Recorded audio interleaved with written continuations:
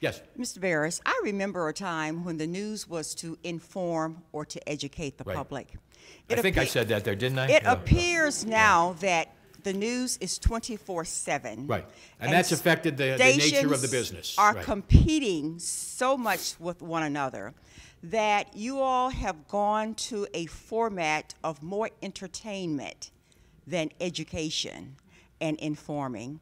And I think that that's a sad state of news today because, you know, I remember when the National Enquirer was looked upon as a ragtag, and now it appears that stations People are taking their their story leads from stuff they dig up. from that Yeah. very venue. Right. So what's your thoughts on that? Well, again, regrettably, you're not talking to the ultimate policymaker here. You know, I mean, I agree with you. You know, I am a journalist. I think it is my job to find the truth, find information, and present it to the public, but present it in a way that is engaging or interesting or watchable. And that's always how do you balance the two? Again, there's so many stations and so many viewing options in the media universe. If I'm not telling the story in a way that holds your interest, click, I'm gone. So maybe that waters down, maybe that oversimplifies. You know, that's the challenge we face, trying to present worthwhile information in a way that captures you and holds your attention. So, I mean, your point is valid. Yes, the nature of the news business has certainly changed, and in many ways changed for the worse, but, you know, it's a competitive industry, and I share some of the things you're lamenting about. Yes, ma'am. A follow-up. I'm sorry. No, here. It's a follow-up. Yeah. Oh, okay. It's a follow-up to her question. And with the evolution of the internet and all of the YouTube and all manner of things that fall under the guise of some kind of reporting, and Right. it's just giving such a slanted view. Well, I mean, we all know how many people of you in choosing your cable news websites, you know, go to how many of you choose Fox because you're more comfortable with the way they present news and what they cover? Come on, somebody's got, okay. And how many of you maybe choose, you know, an alternative, either CNN or MSNBC, because you're more comfortable with their story selection and their coverage?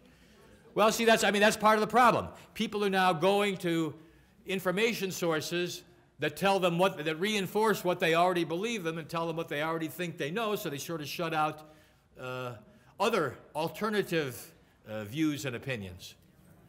But that's still television. Right. You're talking about the internet, right? That's a whole different animal. Where do you get your news from?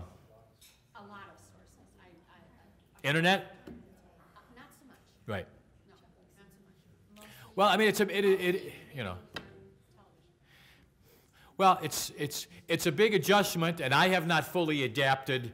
I think the station would like us to be very active in the social media, but it's pretty hard to keep plates spinning on our website and products on the air and chatting with people. I mean, it's just there's only so many hours in a day and so much you can do. I mean, I'm not complaining. The reality is we all have to try and cope and adjust as best we can. But We're going to take 2 more questions. okay.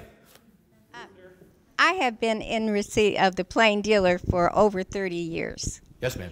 And one of the comments that I would like to make is this past Sunday, you made my heart feel wonderful.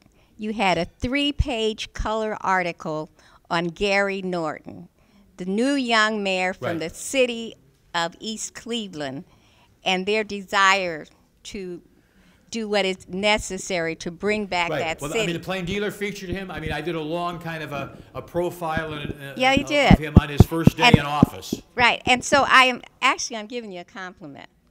Okay. Well, I'll accept it on behalf of the Okay. Plain Dealer, on behalf of the story that we did about Mr. Norton. Obviously, he faces a very steep challenge, and hopefully his new, more cooperative attitude will be a good thing. All right, there was one more question over here.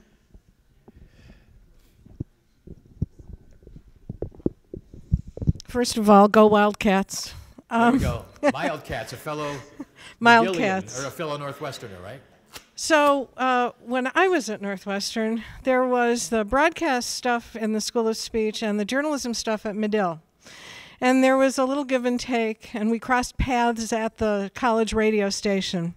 Do you think News Now, because it's television news, because it's short form, is led by the story or by the video? Because I know that some stories don't get covered if there's not good Well, you're right. pictures. I mean, there's a dictum, no pictures, no story.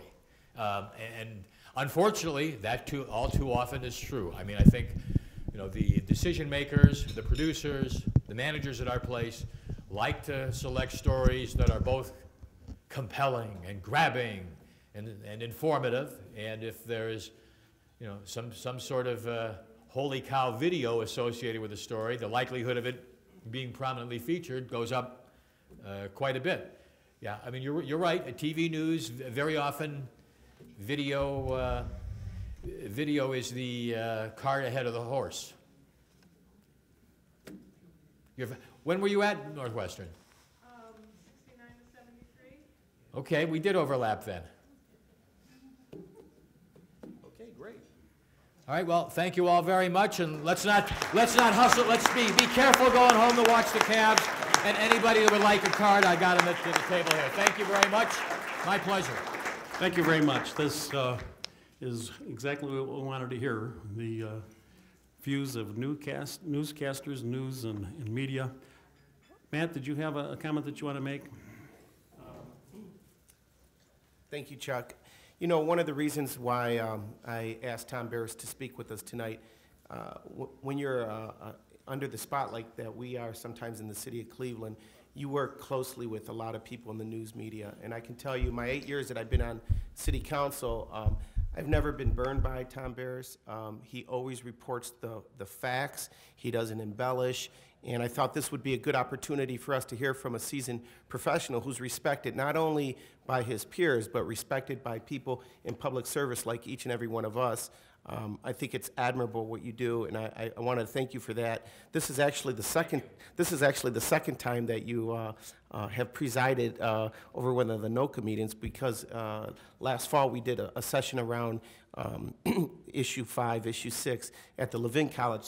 Many of you attended that, and Tom was our moderator. But Tom is a class act and does a great job, and Tom, I just wanted to thank you for doing that. Well, thank you very much. That will conclude our forum tonight. Remember that you'll be hearing about our forum on May 13th. We'll have a session on ethics. And if you have any suggestions on future topics, you know, contact one of the board members, email me, Danita Love, whoever, and we definitely will take your suggestions. Thank you very much, and drive safely home.